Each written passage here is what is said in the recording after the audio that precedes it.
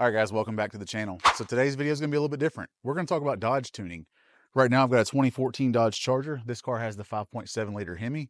It has been upgraded with a Flying Ryan performance camshaft and some other aftermarket goodies. So we're going to get this car inside, and I'm going to walk you through the steps of how to basically build a base file for a Dodge. And we're going to put this thing on the dyno and see what kind of power it makes. So let's get to work.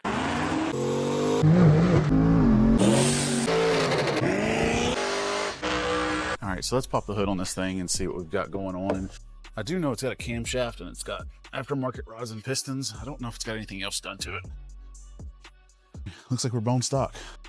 Easy enough. So stock intake, stock manifolds. We'll look and see if it's got any aftermarket exhaust on here. The engine, it come in with a down cylinder. So they ended up doing Flying Ryan Performance rods and pistons and then the Flying Ryan Performance Mark 82 camshaft. So that's all we've got going on. So let's get this thing up on the rack and look at the exhaust and get the wideband put in it. All right, so we're gonna go underneath the Charger and look everything over. This car is in not ideal condition, so I have to ignore a lot of this stuff. But engine is new. Again, this was a rebuilt rods and pistons motor, and I don't see any leaks. Got factory catalytic converters on here. Factory exhaust on this side. This side, it looks like, I'm assuming it took a hit right here. So the muffler shop did like a crush bent setup. Should be fine. But I am noticing that for whatever reason, it's got a smaller than factory X pipe on here, which is kind of strange. It's like 2 1/4. And then they did, normally on a Dodge, if I remember right, I believe there's resonators up here and then mufflers back there. They cut out resonators and mufflers and put some Flowmasters on here. And these things are not in the greatest shape.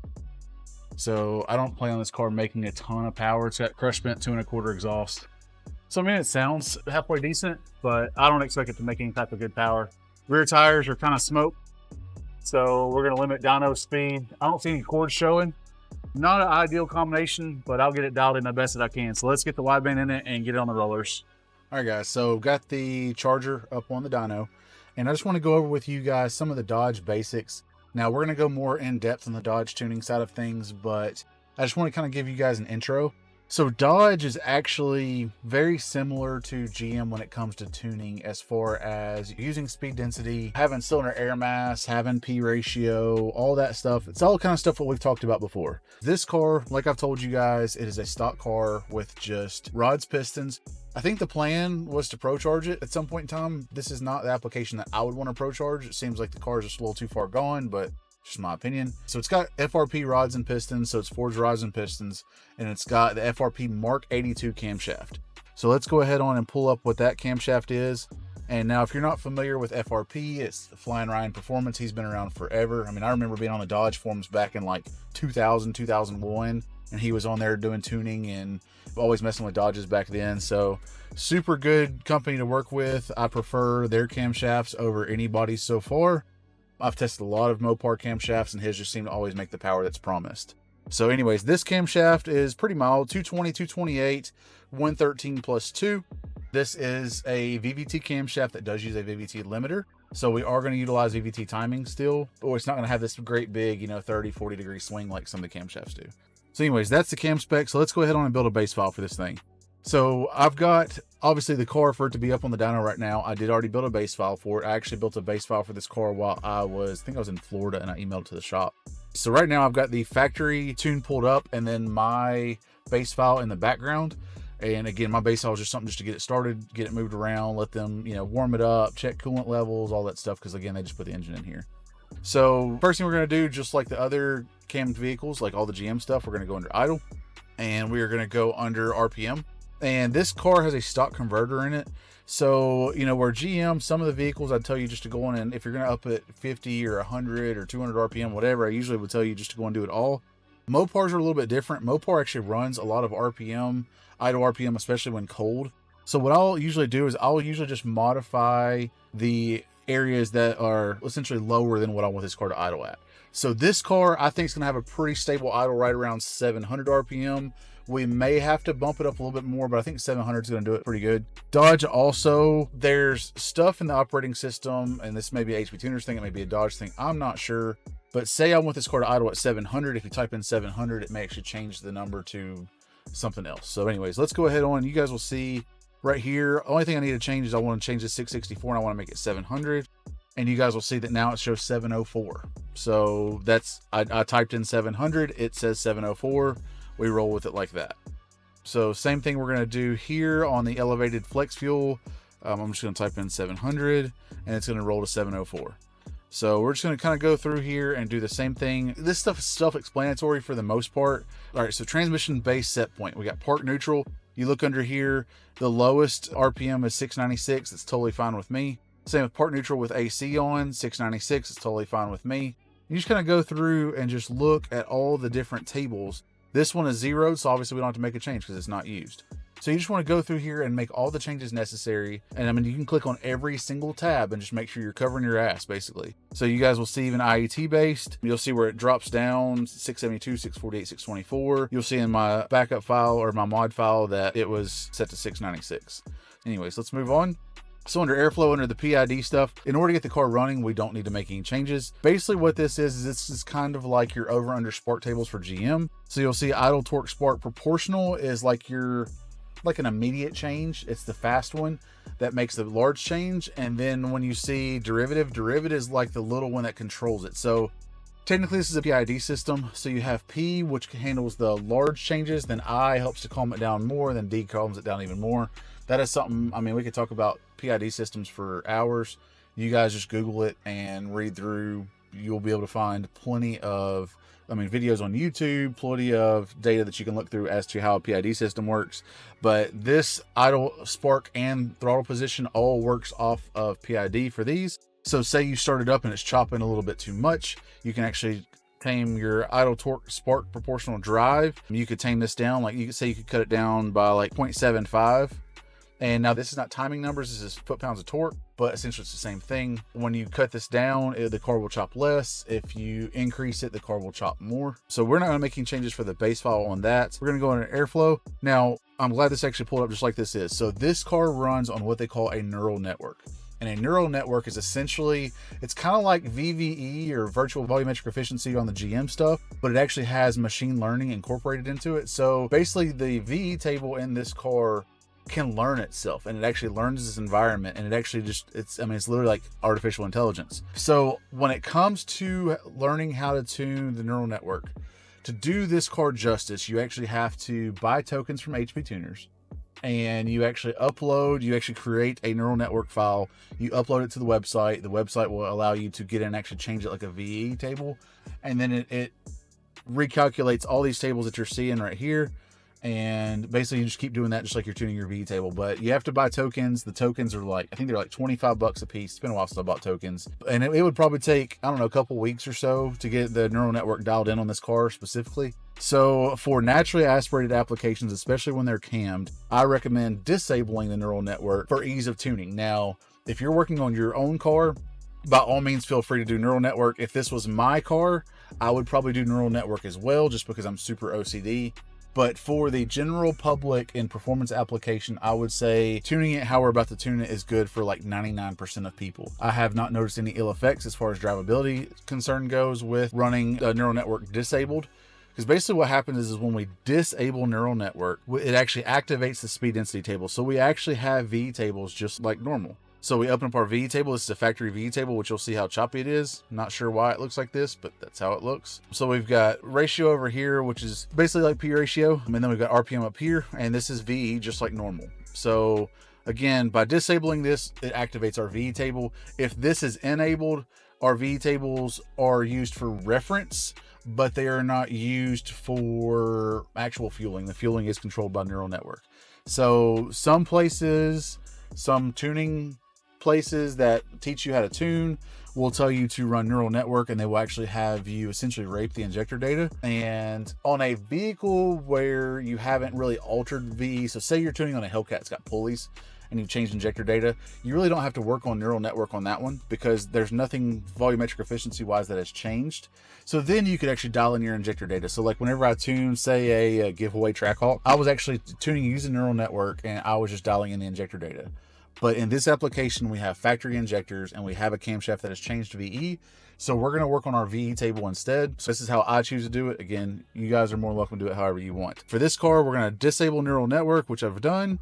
So none of this is valid anymore. With that disabled, you don't have to touch anything else. So we're gonna go into, we'll start off with general. We don't have to make any changes here. Max airflow limit, you may have to change it. So this is just an overall airflow calculation for the ECU.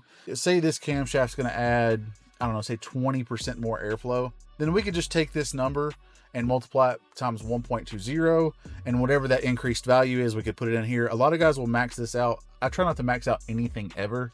So for right now, I'm gonna leave this alone. And then if I feel like this is limiting me at all, I will make the change to it. But I don't go into these tune files and just change stuff just to change it. I'd only change what is necessary. So anyways, we're gonna move over to the speed density table now.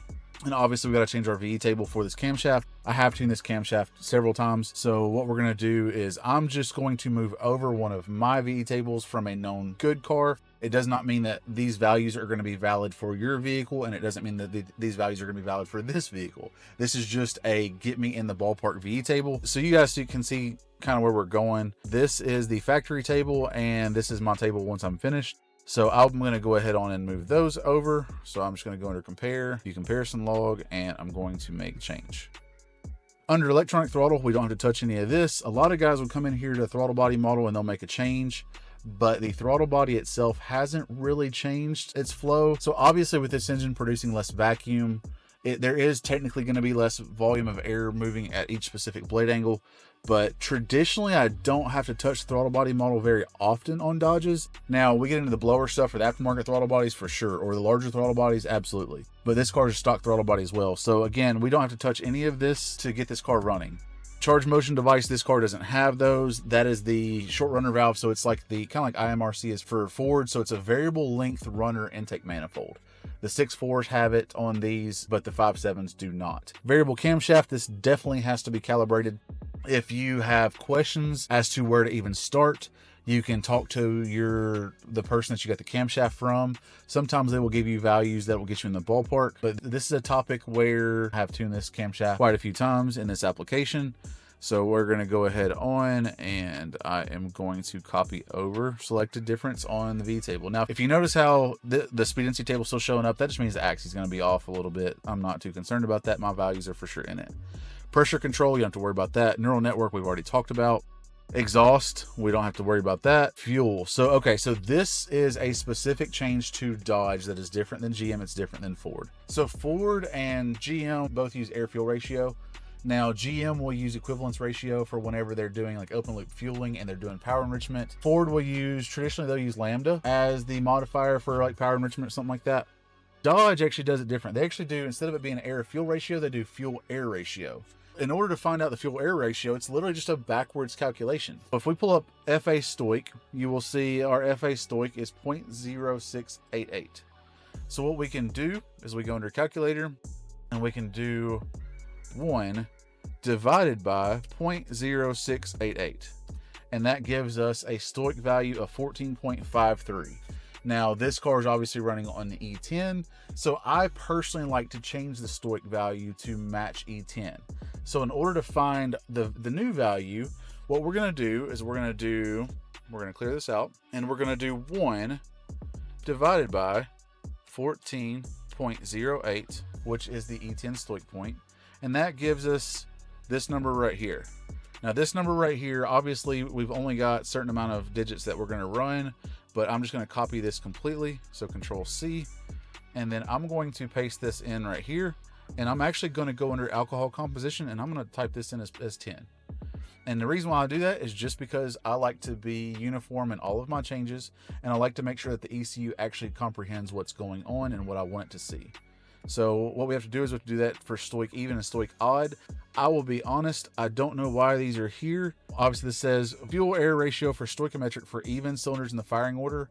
I don't know why there would ever be a need to have a difference in stoic per bank, or per cylinder, but you know what, it is what it is. That may be because the VE table, we actually have 2 VE tables, one is for one bank and one is for the other. So again, I'm going to type this in as 10, and then I'm going to input in this value. We're going to do the same thing for the odd cylinders, and that'll have that taken care of. So the next thing we're going to do, again, this is injector data right here. Their injector data is based off of fuel mass. So you basically have fuel mass versus injector pulse width. So what that means is it's basically calculating it as time function. So what we've got is this right here, this column is the amount of milliseconds that the injector is open, and the axis is telling us how much fuel in grams is actually coming out at that injector pulse width. So the larger the injectors, the more fuel mass comes out at the same injector pulse. So that's the best way to describe that. Startup injector pulse width scaler is kind of the same thing. So what that does is basically tells us the ratio of this number on this axis to this number on this axis. Now, to actually do the calculation correctly to get startup injector pulse width, you would actually do this in milligrams, but I can show you guys that on a later date. Usually I'll show you guys that on something that's got really big injectors. Like I'll go over, like say tuning a Hellcat with like some 1250s or some 1440s. I can show you guys how to do that. So startup injector pulse width. Now this right here is where I like to pull fuel off on a cammed vehicle for startup. A lot of cammed vehicles, you'll get a hesitant startup. So the way to reduce fuel is actually going to be to just highlight all. And this camshaft, I'm going to say it's going to be, we'll say it's 20% less efficient on startup. So we would just type in 0.8 as our multiplier, and we're going to reduce the injector pulse width by that amount. Oxygen sensors we don't have to touch because this vehicle is obviously all factory. Open loop, we shouldn't have to touch it. Power enrichment, we will touch it, but for startup we don't have to. Basically what they do is for power enrichment, it's still based off of fuel air ratio. So you have your stoic point and then you have your total air charge. So what's going to happen is this car, so if you guys see where it's 0.0112, this number is actually added to your stoic point. So where our stoic point is 0.0710, it would be 0.0710 plus 0.0112, and whatever that number is, you have to do 1 divided by that number, and it gives you your desired air fuel ratio.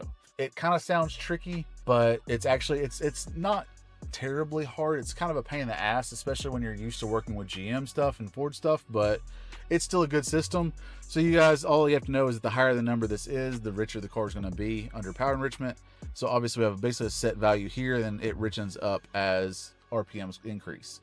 Again, we'll set this whenever we're on the dyno, but we do not need this for right now. Temperature control, this is going to be for catalyst over temp. This is going to be for component protection, like if the engine was overheating. We don't have to touch any of this. We have factory exhaust on this car. Cutoff, obviously, this car does with it has aftermarket camshaft and has aftermarket valve springs. It is going to want higher. So what you're going to do is if we wanted to raise this up, let's say we want to raise this up to 6,600, we would go under cutoff and just make this 6,600. And I like, again, as always, I like to make all of my changes in a global fashion. So cutoff here is 6,600. Well, this was 6,000, this is 5,800, so there's 200 RPM difference. So I'm going to make this 200 RPM different. Park neutral. I know a lot of you guys want to just sit there and sit on the high rev limiter. I don't like my customers to do that. I'll give them a little bit more though. So we'll make this 5,000. So that way they get a little bit higher of a rev limiter, but there's no sense to be 6,000 plus RPM on the rev limiter when you're in park neutral. Drive, all we're going to do is we're going to add the 600 to here, and we're going to leave all these values the same because obviously as engine coolant temp goes up, we want our rev limiter to be good. I think I just found a mislabeled axis. I don't think this should be engine runtime. It's really strange. This is RPM limit and drive. This is engine runtime. So what this is basically saying is, say we're at 104 degrees, 2.5 seconds of engine runtime, it's showing 5,800 RPM, and then above that, it's showing a 5,000 RPM. That's not correct. So this table is mislabeled by HPtuners, and you guys will see that. I'm just going to add 600 to this whole table. And then if we notice me having a 5,600 RPM rev limiter for some reason, then we'll change it from there. We'll increase these. I have no idea. Like, I get why you would want 4,800 RPM at 244 degrees of engine coolant temp, but yeah, I don't think that's correct. But anyways, again, global changes. You know, we've increased everything by 600 RPM so far, so we're gonna do the same thing with auto stick. We're gonna increase this. So auto stick is whenever you're in your paddle shift or slap shift mode. MDS cutoff, we do not touch this. Torque reduction, we do not touch this. If you touch this, you could end up in situations to where you are throttle limited or timing limited, or you'll have no rev limiter at all. So never touch this torque reduction stuff. Maximum, again, we're gonna add the 600 to this, and that should be good. Deceleration fuel cutoff, We're going to leave this one alone in this application. On the GM stuff, normally I will move these numbers up whatever I increase the idle RPM by. So say I increased idle RPM up by 200, then I would increase this by 200, but we're close enough on idle and these are far enough apart. I don't think this is going to hinder us at all. I do think that the enable map will probably end up having to be adjusted. So basically what we want to watch is we want to watch when we lift off the throttle at a above 2500 RPM. We want to watch to see what the map goes to. The map with this camshaft may not get to 20 kPa. It may only get to 27 kPa. And so then what would happen is if we left this alone, we would no longer have deceleration fuel cutoff. So the car would have worse fuel economy. It's going to be worse for emissions, and it's going to start the popping and crackling. Some of you guys may want that. I personally do not. So I will actually tune this map to allow it to where we still have deceleration fuel cutoff at the factory interval, just like it would be off the showroom floor. All right, so we're not going to touch that right now though. Lean fuel savings. This car obviously has had an MDS delete. That's the whole reason for the camshaft. So we're going to disable that. So all you got to do is lean fuel savings, MDS enable. We're going to disable it. Takes care of that. You don't have to touch anything else. Transient fuel, we don't have to touch that in this application. Spark, obviously we do have to touch that. We're not going to at the moment to start it up. Basically, you'll see where this has changed. It's only changed because I changed the axis. So that takes care of that one. Spark retarder, we don't have to touch. Knock sensors, we don't have to touch. Now we may have to dial them in whenever we're actually tuning the car on the dyno, but for right now, we do not have to do anything for getting the car to actually start up and run. Torque model, we don't have to touch while we're getting it start up and run. Now torque loss, this right here, we will have to make a change, and I will go and explain that now. So this is the table. A lot of guys, when they're tuning Hemis, they will get the idle dialed in, they'll get the engine running okay, but they've noticed that it stalls a shitload. That's based off of torque model. And obviously with the camshaft, we have a reduced amount of torque at idle. So the easiest way to make this better is going to be to increase the torque, the friction torque, down low. And what that's going to do is it's going to basically give you more of a cushion like a throttle follower. So this is what the factory table is, and I'll show you guys what just my base file table would be. So I have 5 foot-pounds over here and then 2.5, and I've interpolated. I'll probably end up at more than this. This will probably end up at like 7 or 8 over here, and I'll dial this in, but this will help to keep the vehicle from stalling. It especially happens especially in drive. Say you're just trying to do a burnout and you want to let off on the pedal and it stalls. This is the table that you can mess with. There's also, you can mess with torque airflow factor, but I have noticed that this is more of a pain in the ass. I feel like HPtuners probably needs to incorporate a torque calculator like what we have in GM for this torque airflow factor and offset, but they do not have that. So same with this indicated torque. So basically what you'll see is this is torque per cylinder. So here's your air charge over here, which is like cylinder air mass, like what we normally are used to dealing with on GM. And this is torque per cylinder. So under the idle stuff, this technically needs to be adjusted, but I have tried to make this adjustment before on other vehicles, and it just didn't really, it didn't make the change that I wanted it to change. I feel like there's something else. I feel like maybe there's an inverted table that's lacking in this operating system. So on Fords, you'll have your torque table and you'll have your inverse table. I feel like maybe we need the inverse to make the accurate changes on this. But again, we work with what we got, so that's where we mess with the friction table. Torque management, we're not touching that for startup, but there is some changes we can make to this. Don't go in here and just start disabling, maxing out shit. Please don't do that. Driver demand, we don't have to make any changes for that. So we're gonna go ahead and load this tune file in and get this car started, and we'll start the data log. All right, now as we load this file in, this car is a push button car, so you actually have to push the button twice till you see run. Now when you go to load a file into a Dodge, sometimes it'll tell you that you have a mandatory software update and it's going to take like 10 minutes. I've already done that on this car, but just know that if it says that, just hit OK. When it starts flashing, this car's an automatic, but it kind of wigs out the dash. It says like service power steering system. It says push clutch pedal and push start button. Like obviously this is not a manual transmission car. It'll freak out and do all that stuff, but just know it's completely fine. Now, once this tune file is in, when it tells you to key off the car for 10 seconds, please listen to it. Don't try to just key it off real quick and then key it back on. Don't do none of that shit. Like, it actually needs the time to power down the ECU. Just follow the directions on the screen. Once this is done, it'll tell me to key off the car for 10 seconds. I'll key off the car, count to 10, turn it back on, hit OK, everything will be good. Now, I know this video is going to be kind of long-winded. Not going to be as much action in here, but obviously we haven't gone over any of the Dodge stuff. We've done a bunch of the GM stuff, but we haven't done the Dodge stuff, so just want you guys to understand that. I'm going to be doing a members only video this weekend on tuning a Hellcat that's got large injectors. So if you're not a member right now, links always in the description. I also have links to tuning books that are really good wideband, HPtuners cable, all that stuff. It's all in the description below. All right, turn ignition off. All right, wait 10 seconds, turn it back on, hit OK, and let's start the car. Car started right up. Had a little bit of hesitation. Obviously, everything in this car right now is a guess. So, V-table may be off. I may need more startup airflow. I may need several things. So, what I'm going to look at, engine coolant temps up to 140 degrees already. Obviously, I backed it up on the dyno. Had to pull it from the back lot to here. So the car's a little bit warmed up. I'm going to go ahead on and look at fuel trims. So the car is currently pulling 13% on long terms and adding some on short terms. Let's go on and clear those. So I'm going to show you guys how to clear those. So we're going to start this data log. We're going to turn off the car. And we're going to key the car back on. And just to make sure, I'm going to disconnect from the car and I'm going to reconnect to the car. So long-term fuel trims on these, it's under clear adaptive values.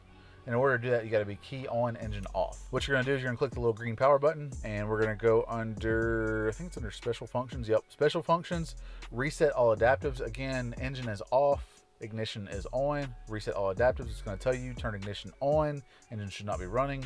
Hit OK. Reset all adaptives completed. OK. And then now we can start the car again.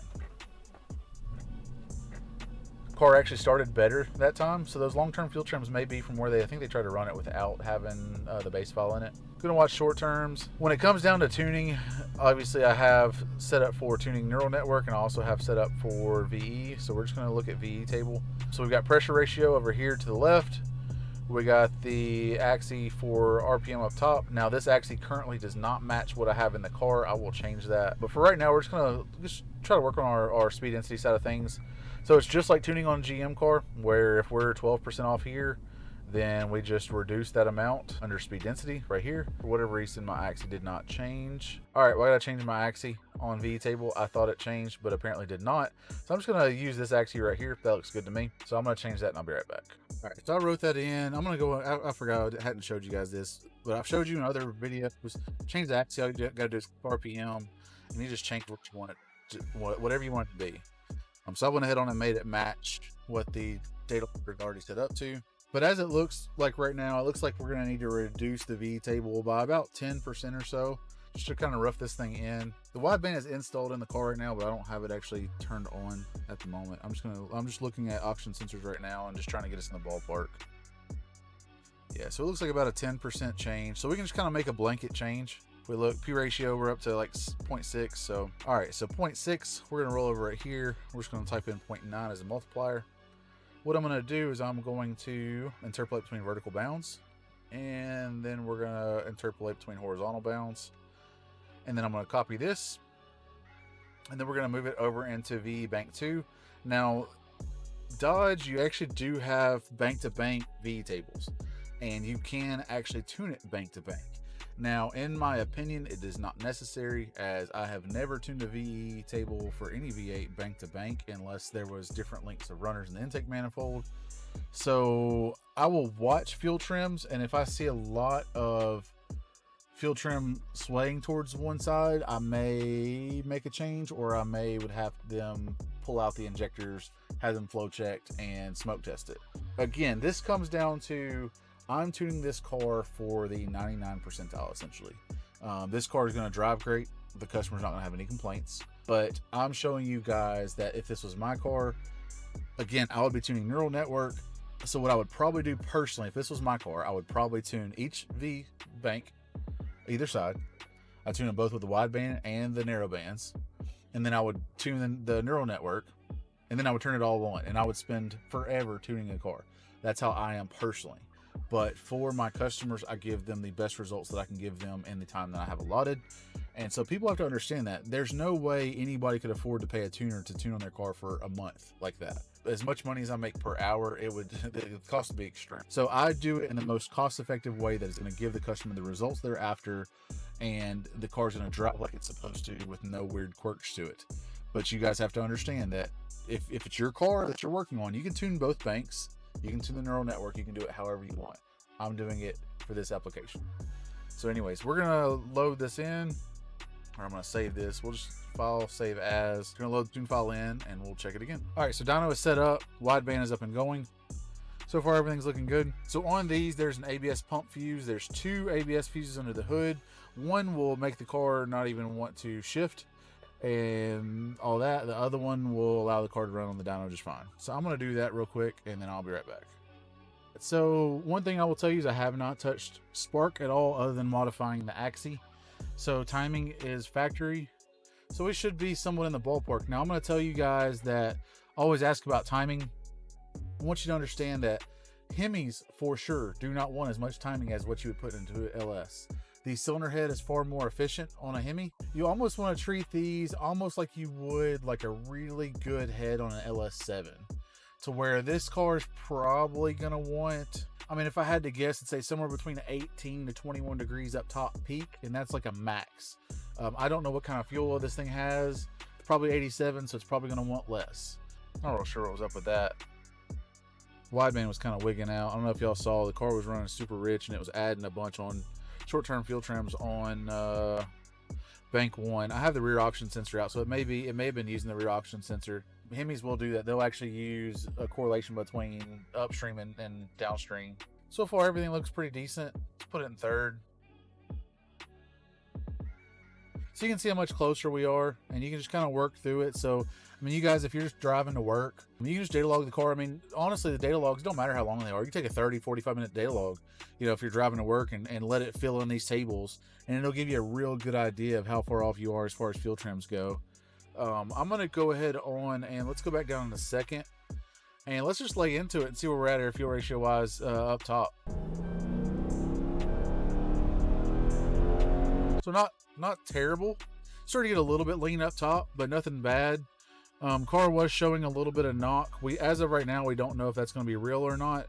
Now it could be, but yeah, so I'll go in and make some changes on this, and obviously the same changes on this. Now you guys will see how there's fluctuation in the wideband. That is normal. This Ballinger AFR wide is extremely fast response, and you can actually dial this into whatever you want and have this data as smooth as you want. But anyways, I'm gonna use I'll use EQ Air versus VE and put some fuel in this thing up top, and we'll just keep working on it. All right, so I went ahead on and made an adjustment to power enrichment, what I want commanded. I'm gonna go ahead on and show you guys how to do that. So what I wanna target is I wanna target 0.85 lambda. And so to do that, what we're gonna do is, remember how we set our stoic point to 14.08, which works out to 0.0710. So now what I wanna do is I wanna figure out what 85 lambda of that would be. So I'm gonna do 14.08, so 14.08 times 0.85 equals 11.968. So I'm going to copy that number, and I'm going to do 1 divided by, and I'm going to paste that 11.968, and this is what it's going to work out to. So this is our fuel air ratio that we're going to look for. So what we're going to do is we're going to take this number right here, and we're going to just subtract our 0.0, and that's our multiplier. So what I did is where factory is this 0.112. I just made, so this was the factory table right here. I made anything that was higher than 0.0125. I made anything that higher than that, just that 0.0125. And I went ahead and copied this over. So normally these ECUs would actually have a switch to where it'll tell you which table it's using. Either it's using air charge or P ratio. But I'm not sure which table it's using because it doesn't have the drop down. So I just made I just copied air charge, and I just made it the same as P ratio. It's gonna work out. It's going to work itself out. So anyways, I'm going to load this in, and then we'll go ahead on this 8% fuel. I've added that up top. So we're going to go ahead on and do a power pull, but actually I need to get the auto stick to quit shifting at that RPM. And I'm going to show you guys a kind of a down and dirty way of increasing shift RPM. And we're just going to base it off percentage. A lot of guys will try to overcomplicate this, but so we know that the auto stick shifted at 5,500, and let's just increase it up another 600. So I'll show you guys how to do that. Under manual, we don't need to touch it. Shift general. I don't think there's anything under here that we need to touch. All right, so under here, the only thing we may need to touch is this enable pedal for watt. Sometimes these transmissions feel lazy to downshift when you just mat it. So sometimes you want to reduce it. I've reduced these down 75%, 80%. This is going to be more about feel. So for right now, I'm going to leave this alone. Shift scheduling is what we want. Pretty much all of these, we're going to want to increase by a percentage. A down and dirty way of doing it. All right, so we've increased our rev limiter up 600 RPM. We want to increase our shift points up 600 RPM. So what we're going to do is, we know this thing shifted at 5,500. Let's do 6,100 divided by 5,500, because that's the 6,100 is where we want it to shift, 5,500 is where it's currently shifting, and this is going to be our multiplier. So we can take this number, this 1.109, copy it, and we can literally paste this, multiply, and do it everywhere. Because basically, because the RPM curve has shifted that far over to the right, we're going to want part throttle shifts and everything to come over to the right. So we're just going to increase this both. This is up shift speed and downshift speed. And guys, it's just roughing it in. Obviously, I'm going to end up increasing this quite a bit more because I think this camshaft's going to want to shift higher than 6,100. But we're just doing this just for training purposes. So we got watt normal over here. We're going to do the same thing with it. You see where factory it wanted to shift at 5,580. Now it's going to shift at 6,189, which works out perfect. Downshift, we're going to do the same. Pressures we don't need to touch right now. Shift timing we don't need to touch right now. Torque converter, we need to raise it up as well. We need to go to our apply and release.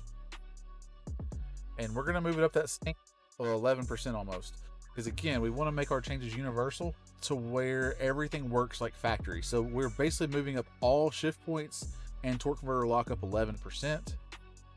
And that should keep the strategy to where the converter locks up just like where it would be from the factory, but just obviously 11% higher. Do the same thing for the release.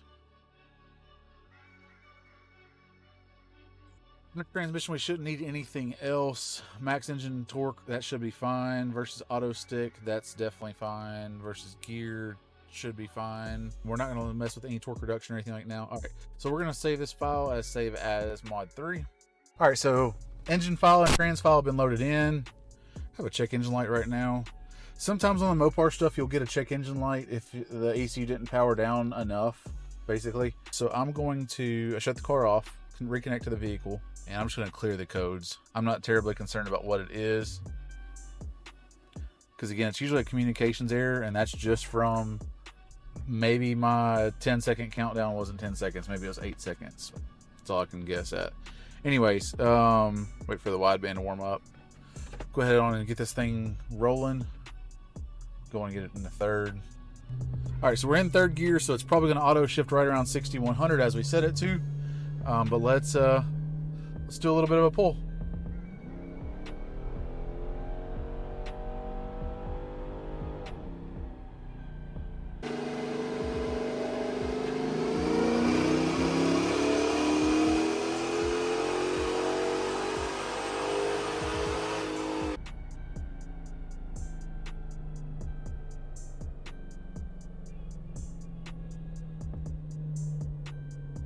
So you guys will see it shifted right around 61, 6,200. So pretty solid. It actually did downshift a second, which I'm cool with.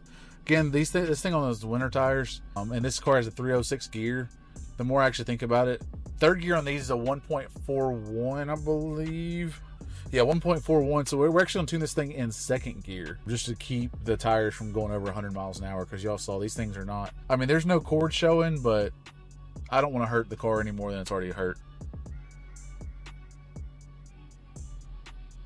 So it looks like we need to touch more fuel. You guys can see right here where we're off. Now this is just looking at the average. So I'm going to add a little bit more fuel. Knock sensor was pretty happy. Looks like we had a touch of knock. It's going excessive. I always watch knock voltage. What I've learned on the Mopars is it seems like right around 1.6 to 1.7 volts is where they start to get a little bit pissy. So you'll see this comes up as almost like a burst knock. And then it all went away. Everything was cool.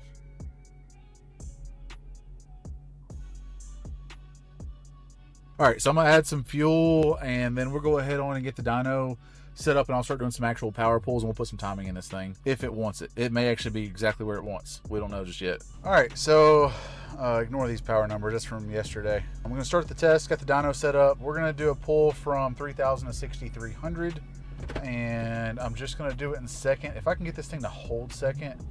Sometimes I actually have to go in and actually set up the shift points to where it will not allow it to downshift at all.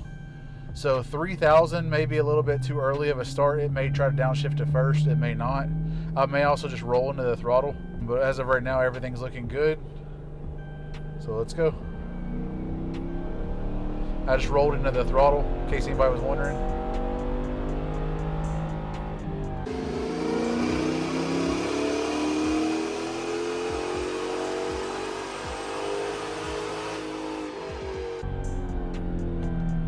Stop test. Stop the data log. All right, so 348 horsepower, 342 torque. It's not terrible. Let's pull up the data log and look at it. Now again, I rolled in second gear.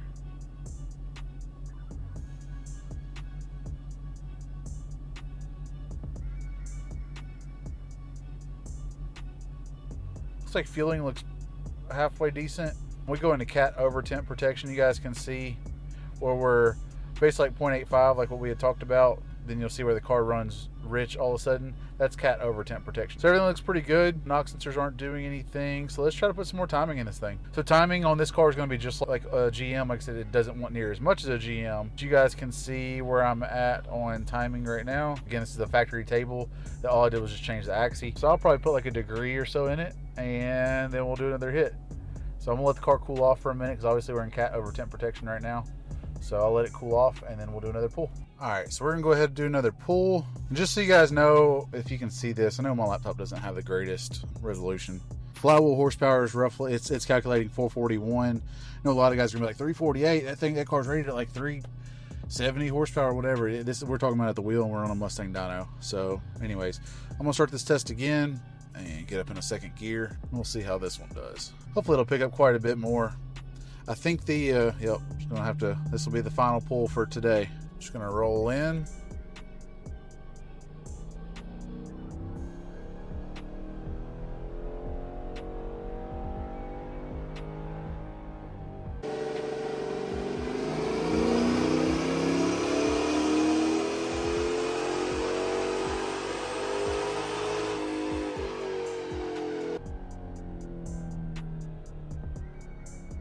Stop the test. It should be a little bit spicier. Stop the data log. Let's rush this kind of quick. All right, everything looks pretty good on here. 355 horsepower, 345 torque. All right, let's get out and talk about this thing. All right, so yeah, 355 horsepower, 345 foot-pounds of torque. According to the dyno, that works at right out 450 horsepower at the flywheel, 440 foot-pounds of torque. So definitely not bad. Again, I'm not sure what these things are rated at from the factory. I think they're actually like 390 or so. But anyways, you guys saw the exhaust is restricted. We got stock airbox. Who knows about the fuel quality? Who knows about the air filter? Again, I'm not trying to make excuses. I'm just letting you guys know this is the nature of tuning. So that's going to conclude our basically intro into Hemi tuning. I'm going to finish this thing up off camera. So I'll go through transmission stuff. I'll clean up all the closed loop fueling, make sure it's perfect. But I'm not going to do it tonight because it's almost 5 o'clock now. So I'm going to leave this on the dyno and I'm going to work on Monday.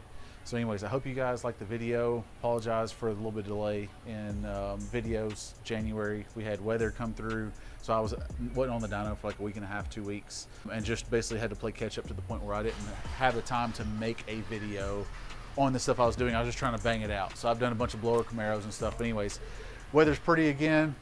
I'm ready to make some videos. So let's get this thing wrapped up and I will see you guys in the next one.